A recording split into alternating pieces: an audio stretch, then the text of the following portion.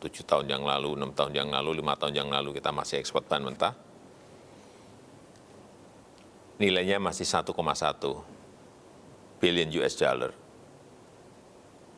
Begitu masuk ke hilirisasi, 2021 kemarin angkanya naik drastis menjadi 20,8 miliar US dollar. Ada peningkatan 18 kali.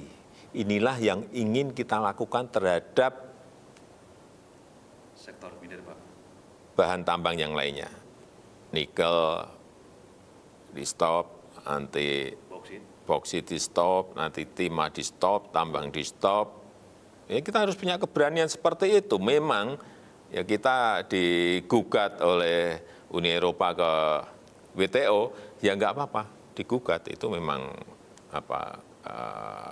memang keinginan mereka agar bisa masih mengimpor bahan mentah kita. Tetapi kita ingin agar pendapatan negara naik, pajak naik, biaya keluar naik, PNBP naik, royalti naik, semuanya. Yang mendapatkan siapa? Negara, kemudian diberikan ke rakyat. Dan yang paling penting lagi, hilirisasi, lapangan kerja terbuka seluas-luasnya untuk rakyat. Bukan di sana nilai tambahnya, tapi di dalam negeri. Presiden Joko Widodo diam-diam membuat gempar dunia karena aksinya yang menyinggung soal penyetopan ekspor mineral mentah, termasuk timah, padahal itu belum ada keputusan final.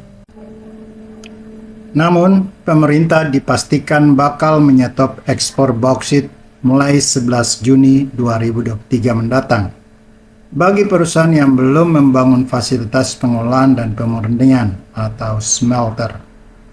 Hal tersebut tertuang dalam Undang-Undang Nomor 3 Tahun 2020 tentang Pertambangan Mineral dan Batu Bara atau Minerba.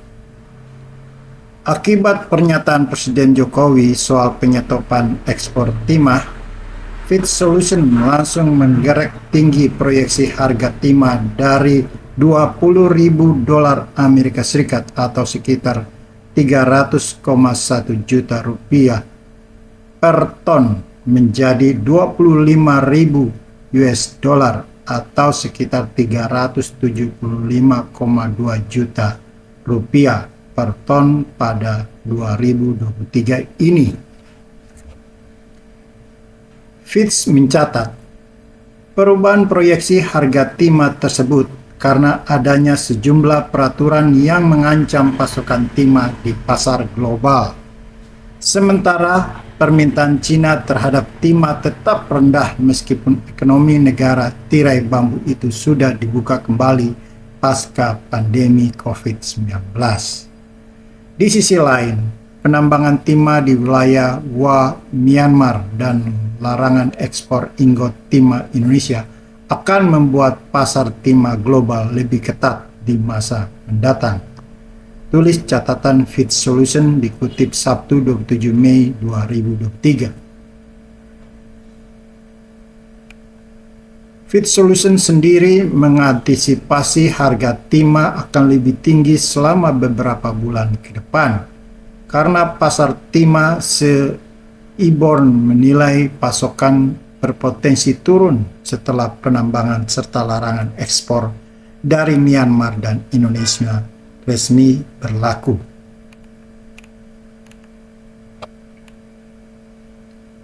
Fitch Solutions memprediksi harga timah naik dalam jangka panjang karena permintaan tetap ada di tengah pasokan yang berpotensi turun.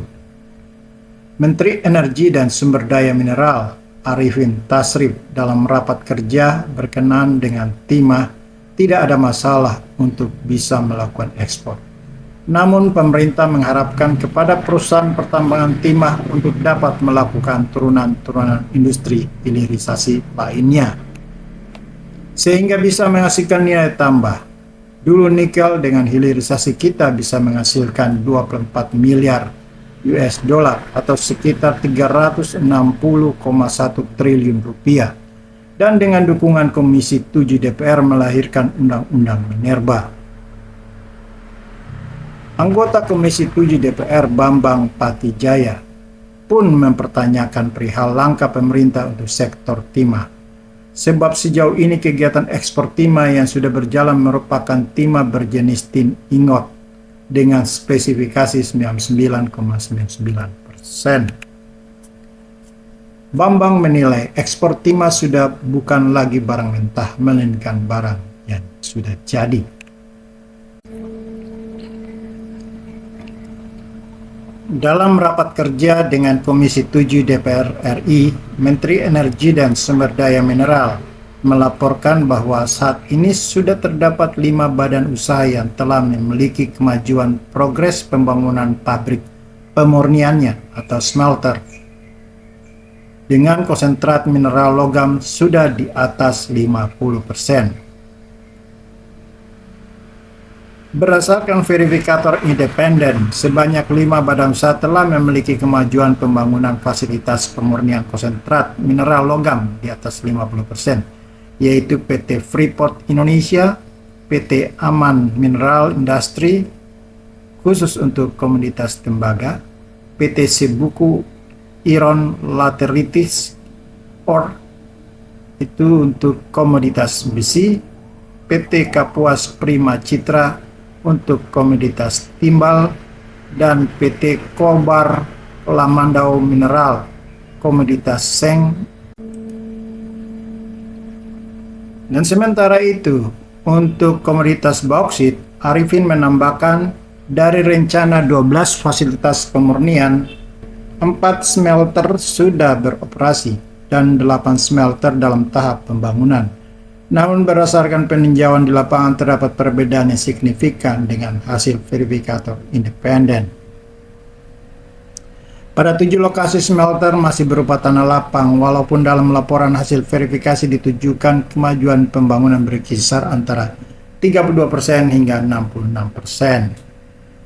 Diinformasikan oleh Menteri Arifin bahwa sebagai upaya untuk mempertimbangkan kelanjutan pembangunan fasilitas pemurnian, saat ini tengah diselesaikan rancangan peraturan Menteri ESDM tentang kelanjutan pembangunan fasilitas pemurnian dengan substansi antara lain pemberian kesempatan bagi pemegang izin usaha pertambangan atau izin usaha pertambangan khusus mineral logam dalam menjual hasil pengolahan ke luar negeri sampai dengan Mei 2024 dengan kriteria terbatas pada komoditas tembaga, besi, timbal, dan seng, serta lumpur anoda hasil pemurnian tembaga, hanya dapat diberikan kepada pemegang IUP atau IUP-K yang progres pembangunan fasilitas pemurniannya telah mencapai 50% pada Januari 2023 dan akan dapat dicabut apabila tidak menunjukkan kemajuan pembangunan fasilitas pemurnian atau smelter. Sementara itu, terkait masih belum selesainya beberapa perusahaan membangun smelter, Arifin menjelaskan, pemerintah telah mengeluarkan Kepmen ESDM nomor 89 tahun 2023 tentang pedoman pengenaan denda administratif keterlambatan pembangunan fasilitas pemurnian logam atau smelter.